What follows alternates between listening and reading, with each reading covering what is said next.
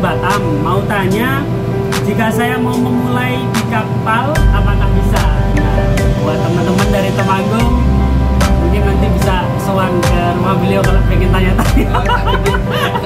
Gini nih, inggung.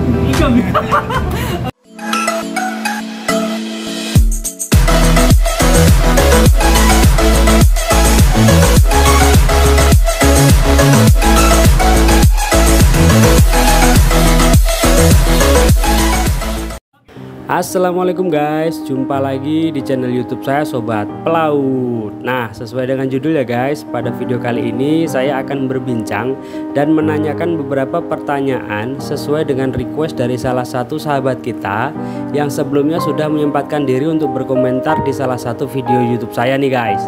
Jadi disimak sampai selesai videonya guys. Let's go guys.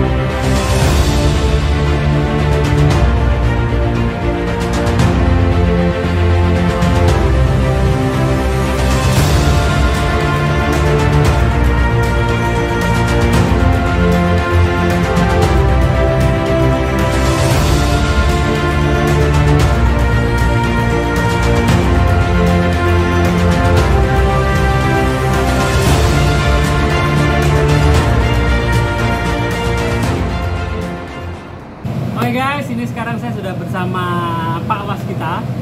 Jadi beliau ini adalah elektrisan di kapal saya dari Indonesia tentunya guys. Karena sebelumnya kalau si Michael itu kan dari Filipina.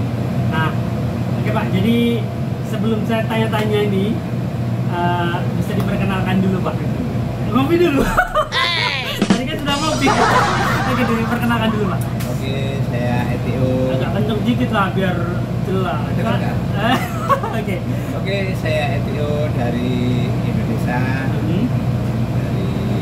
Dari mana saya? Jawa Tengah. Jawa Tengah.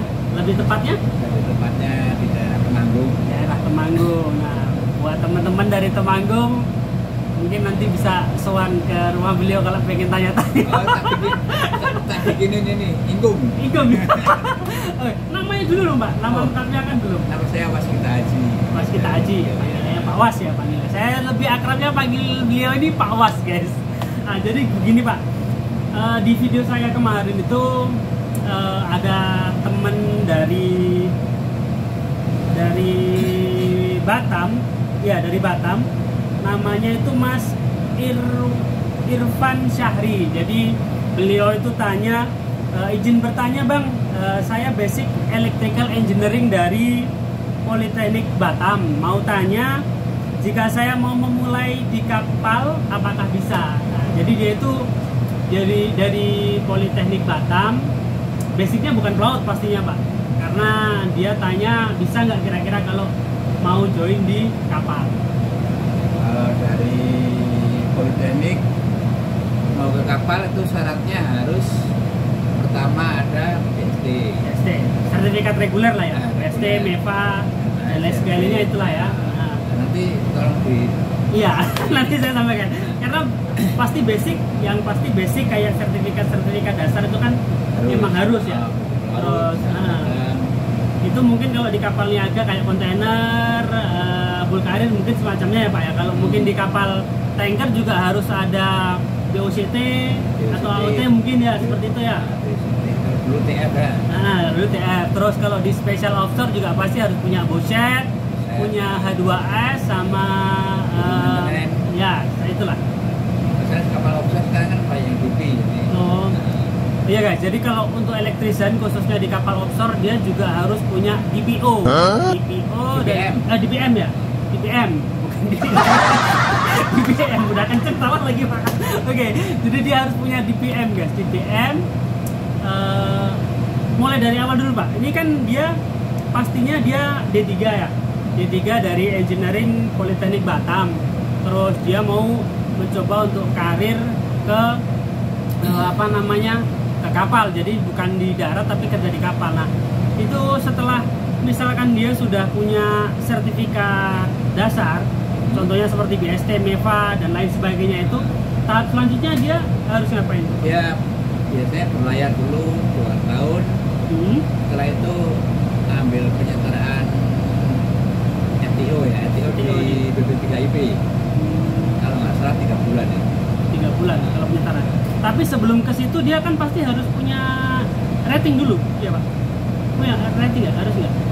Kalau dari B3 kayaknya berlayar dulu 2 tahun. Berlayar dulu 2 tahun, baru ambil rating. Nggak usah, kalau Nggak usah? nggak usah. Kalau elektrisian nggak usah ya? Penyetaraan 2 tahun kalau yang boleh. Masa layar 2 tahun, syukur lebih ya. Nah, Baru ambil penyetaraan FTO ITO. di BP3IP. Oh gitu. Itu guys. Jadi kalau untuk ini yang pengalaman Bapak dulu lah ya, istilahnya kayak gitu kan. Nggak tahu kalau sekarang. Nah, Dulu ya, ya. tapi kalau ya itu guys, yang dulu, yang sepengalaman Pak Was. Jadi sebelum beliau ini berlayar, dia pastinya harus berlayar dulu, atau istilahnya ya praktek, istilahnya ngadet lah ya Pak, kayak gitu lah ya. Ya. Nah kayak ngadet harus sampai minimal pengalaman 2 tahun, syukur-syukur bisa lebih. Setelah itu baru ambil penyetaraan ITO di BP3IP guys. Nah itu Sunter ya? Sunter ya? Sunter. Nah, di Sunter. Untuk beliau ini kemarin di Sunter, mungkin di lain pun pasti mungkin ada juga. Lain belum ada. Belum ada ya? Oh, jadi kalau untuk ITO penyetaranya setahunya beliau ini adanya di Sunter guys. Jadi setelah berlayar 2 tahun, punya pengalaman 2 tahun, nah, baru penyetaraan sekitar 3 bulan.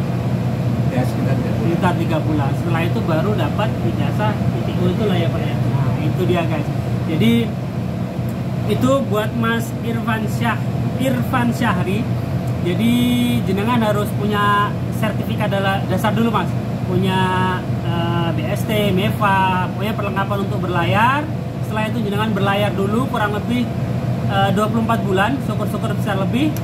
Baru setelah itu penyetaraan untuk ambil grade ITO ya Pak ya, ITO kurang lebih 3 bulan di Sunter.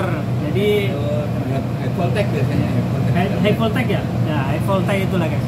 Nah kalau misalkan mau ke offshore harus ada tambahan di DP maintenance. Jadi itu buat teman-teman yang mungkin punya apa namanya niatan atau punya istilahnya kepenginan ya Pak berlayar walaupun nggak punya basic ijazah pelaut, yang basicnya elektrik.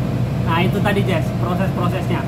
Nah ini Pak, selanjutnya ini yang mau saya tanyakan, untuk Bapak kan mulai di offshore ini tahun 2014 ya? 2011 lah, 2011.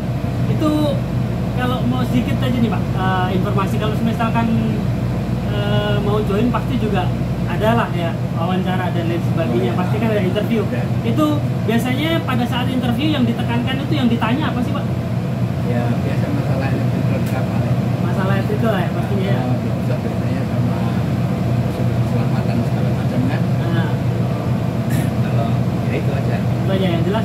Kalau teman-teman dari electrician pasti paham lah ya. Kalau Paham, ini kan paham, pasti ya, yang nggak terlalu sulit lah istilahnya kan. Oke guys. Kalau Terus sulit nyontek. sulit contek kata beliau. Oke Pak. Terus bisa di-spill sedikit nih Pak, buat saya selalu nih setiap kali apa namanya kemarin wawancara atau istilahnya mencari informasi untuk oiler, kemudian untuk KD juga, itu pasti saya selalu tanya pasal ya salary lah Pak, pastinya kan, biar teman-teman itu semangat, biar tahu perbedaannya kerja di darat sama kerja di laut. Bisa di-spill sedikit nih Pak. Kasih tahu nggak ya? Oke. Jadi malu. Malu. Sedikit aja Pak. Kira-kira kalau dibandingkan kerja di darat sama di laut, menurut jenengan enak gimana? Kalau pilihan saya pribadi sih, kalau gaji sama mending di darat. Iya, kalau gaji sama di darat ini berhubung beda. Boleh dikasih tahu Pak, berapa dapatnya per hari lah? Kalau biasanya kalau non DP itu kalau untuk di luar ya? Ya, di luar. Non DP dia kepala 3 ya. Nah guys, kepala 3 paling tidak per day 25 kan? 25 ke atas ya. Wih, mantap nih guys. Jadi Kalau non DP ya? itu kalau non DP. Jadi kalau non DP sekitar 25 ke atas atau 3 lah, kepala 3 lah ya. Untuk di luar ini. Tapi Untuk di luar ya? Dalam saya Ya. Kalau yang pasti jelas beda. Pasti jelas beda ya guys, jangan disamakan. Dan biasanya di luar pun beda company juga beda juga. Cuman untuk yang di sini nih spesial untuk ITO guys. Jadi paling tidak dia per day-nya itu dapat di kisaran itu guys. Pokoknya kurang lebih dapatnya kepala 3 lah. Cukup buat makan satu Itu keluarga lah. lebih buat makan satu kampung juga bisa itu Pak. Tapi bohong. Buat teman-teman yang mungkin mau tanya-tanya lagi bisa drop di kolom komentar, tanya seputar apapun persyaratan dan lain sebagainya. Kalau saya tahu pasti akan saya sampaikan infonya dan lain sebagainya. Dan buat Pak Was, terima kasih banyak Pak atas waktunya. Satu lagi kalau Apa untuk ini? NTO kita punya organisasi ya di Indonesia itu namanya PETOI. Apa, Pak? PETOI. PETOI, itu guys. Persatuan Elektronik Officer Indonesia. Persatuan Elektronik Indonesia. Officer Indonesia ya. Persatuan Elektronik Officer Indonesia itu guys. Jadi itu perkumpulannya di Indonesia untuk ITO ada seperti itu. Itu bisa di searching di internet juga Pak. Untuk info-infonya. Oh gitu ya. Jadi pasti ada yang jelas nanti mungkin teman-teman khususnya untuk ITO bisa cari tahu lah tentang PETOI. Oke, terima kasih Pak Was atas waktunya, infonya juga terima kasih banyak. Mudah-mudahan bermanfaat buat teman-teman pelaut yang mungkin atau khususnya buat electrician yang mau join di kapal. Itu tadi syarat-syaratnya. Sekali lagi terima kasih banyak buat teman-teman yang sudah menonton video saya kali ini sampai selesai, walaupun agak acak-acak tapi yang mudah-mudahan bisa memberikan sedikit informasi lah Pak ya. Oke guys, see you di next video. Terima kasih buat Pak Was dan sampai jumpa di video selanjutnya. See you guys, bye bye.